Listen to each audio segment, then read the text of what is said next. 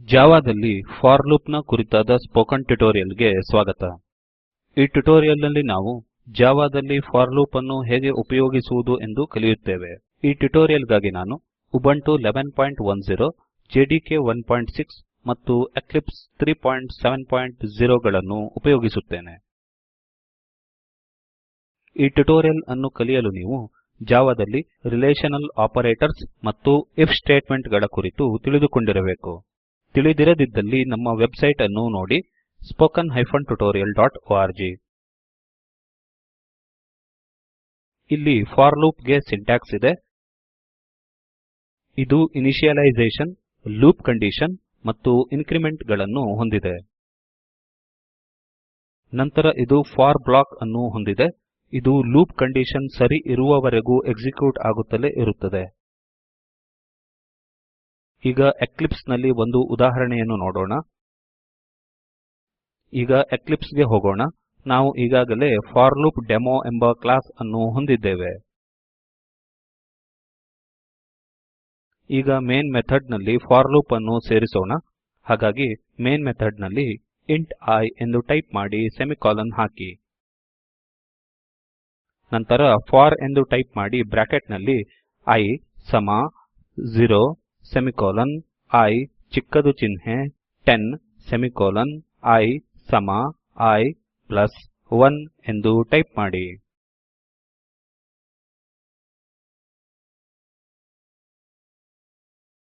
ಈ ಹೇಳಿಕೆಯು ಲೂಪ್ ಹೇಗೆ ಪ್ರಗತಿ ಹೊಂದುತ್ತದೆ ಎಂಬುದನ್ನು ನಿರ್ಧರಿಸುತ್ತದೆ.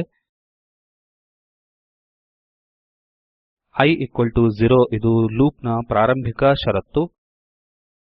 ಈ ಹೇಳಿಕೆಯು ವೇರಿಯೇಬಲ್ ಅನ್ನು ಇನಿಶಿಯಲೈಸ್ ಮಾಡಿಕೊಳ್ಳಲು ಬಿಡುತ್ತದೆ. I ಲೆಸ್ ದೆನ್ 10 ಇದು ಲೂಪ್ ರನ್ನಿಂಗ್ ಕಂಡೀಶನ್. ಷರತ್ತು ನಿಜವಾಗಿದ್ದರೆ ಫಾರ್ ಬ್ಲಾಕ್ ಎಕ್ಸಿಕ್ಯೂಟ್ ಆಗುತ್ತದೆ.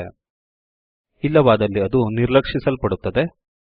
ಅಂದರೆ I ಯ ಬೆಲೆಯು 10 ಕ್ಕಿಂತ ಹೆಚ್ಚು ಅಥವಾ ಸಮವಾದಾಗ ಬ್ಲಾಕ್ ಎಕ್ಸಿಕ್ಯೂಟ್ ಆಗುವುದಿಲ್ಲ. ನಂತರ I ಪ್ಲಸ್ 1 ಇದು ಲೂಪ್ ವೇರಿಯೇಬಲ್ ಹೇಗೆ ಬದಲಾಗುತ್ತದೆ ಎಂದು ಹೇಳುತ್ತದೆ. ಇಲ್ಲಿ I ನ ಬೆಲೆಯು 0 ಯಿಂದ ಪ್ರಾರಂಭವಾಗುತ್ತದೆ.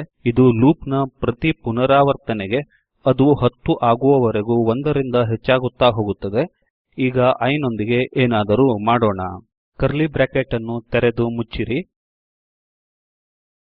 ಕರ್ಲಿ ಬ್ರಾಕೆಟ್ ನ ಒಳಗೆ system dot out dot println ಎಂದು ಟೈಪ್ ಮಾಡಿ ಮತ್ತು I ಗುಣಿಸು I ಎಂದು ಟೈಪ್ ಮಾಡಿ.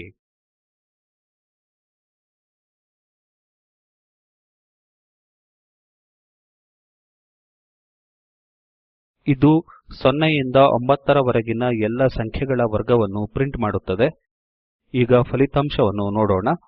ಹಾಗಾಗಿ ಪ್ರೋಗ್ರಾಂ ಅನ್ನು ಸೇವ್ ಮಾಡಿ ಮತ್ತು ರನ್ ಮಾಡಿ. ನಾವು ನೋಡುವಂತೆ ಲೂಪ್ 0 ಯಿಂದ 9 ರವರೆಗೆ ರನ್ ಆಗುತ್ತದೆ.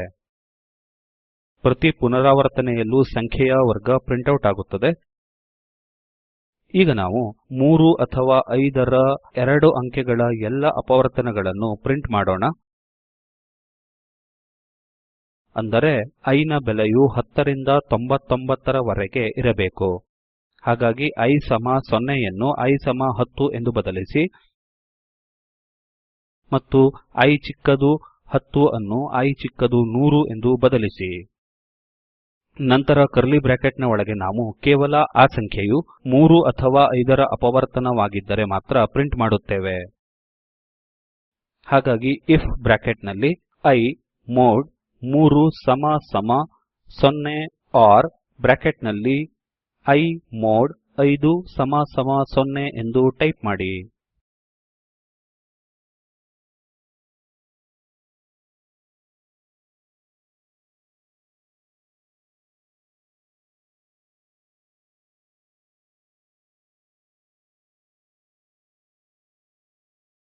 ಈಗ ಸ್ಟೇಟ್ಮೆಂಟ್ I ಯು 3 ಅಥವಾ 5 ರಿಂದ ಭಾಗಿಸಲ್ಪಡುತ್ತದೆಯೇ ಎಂದು ಪರೀಕ್ಷಿಸುತ್ತದೆ. ನಂತರ ಕರ್ಲಿ ಬ್ರಾಕೆಟ್ ನಲ್ಲಿ I ನ ಬೆಲೆಯನ್ನು ಪ್ರಿಂಟ್ ಮಾಡಿ.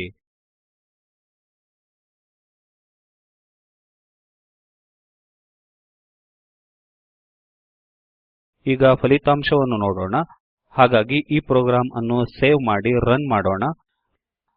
ಈಗ ನಾವು ಆ ಸಂಖ್ಯೆಗಳು 3 ಅಥವಾ 5ರ ಅಪವರ್ತನಗಳಾಗಿರುವುದನ್ನು ನೋಡಬಹುದು.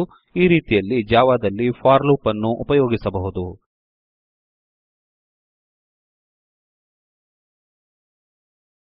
ನಾವು ಈ ಟ್ಯುಟೋರಿಯಲ್ ನ ಕೊನೆಯನ್ನು ತಲುಪಿದ್ದೇವೆ. ಈ ಟ್ಯುಟೋರಿಯಲ್ ನಲ್ಲಿ ನಾವು ಜಾವಾದಲ್ಲಿ ಫಾರ್ ಲೂಪ್ ಅನ್ನು ಉಪಯೋಗಿಸುವುದನ್ನು ಕಲಿತಿದ್ದೇವೆ.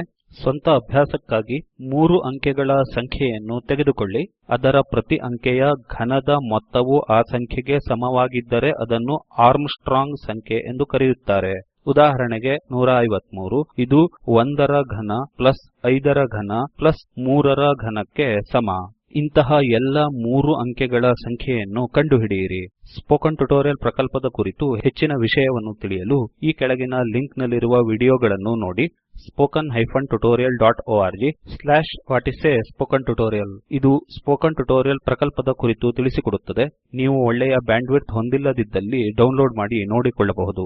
ಸ್ಪೋಕನ್ ಟ್ಯುಟೋರಿಯಲ್ ತಂಡವು ಸ್ಪೋಕನ್ ಟ್ಯುಟೋರಿಯಲ್ ಗಳನ್ನು ಉಪಯೋಗಿಸಿ ಕಾರ್ಯಾಗಾರಗಳನ್ನು ಏರ್ಪಡಿಸುತ್ತದೆ. ಪರೀಕ್ಷೆಯಲ್ಲಿ ಉತ್ತೀರ್ಣರಾದವರಿಗೆ ಪ್ರಮಾಣಪತ್ರವನ್ನು ಕೊಡುತ್ತದೆ. ಹೆಚ್ಚಿನ ವಿವರಗಳಿಗೆ contact@spoken-tutorial.org ಗೆ ಬರೆಯಿರಿ. ಸ್ಪೋಕನ್ ಟ್ಯುಟೋರಿಯಲ್ ಪ್ರಕಲ್ಪವು ಟಾಕ್ ಟು ಎ ಟೀಚರ್ ನ ಒಂದು ಭಾಗವಾಗಿದೆ. ಇದು national mission on education ICT MHRD Bharat ಸರ್ಕಾರದಿಂದ ಪ್ರಮಾಣಿತವಾಗಿದೆ. ಇದರ ಕುರಿತು ಹೆಚ್ಚಿನ ವಿವರಗಳು spoken-tutorial.org/nmeict-intro ನಲ್ಲಿ ದೊರೆಯುತ್ತದೆ. ಈ ಸ್ಕ್ರಿಪ್ಟ್ ಅನ್ನು ಟ್ಯಾಲೆಂಟ್ ಸ್ಕ್ರಿಪ್ಟ್ ನಿಂದ ಪಡೆದುಕೊಳ್ಳಲಾಗಿದೆ. ಅನುವಾದ ಮತ್ತು ಧ್ವನಿ ವಿದ್ವಾನ್ ನವೀನ್ ಭಟ್ಟ ಉಪ್ಪಿನಪಟ್ಟಣ. ಧನ್ಯವಾದಗಳು.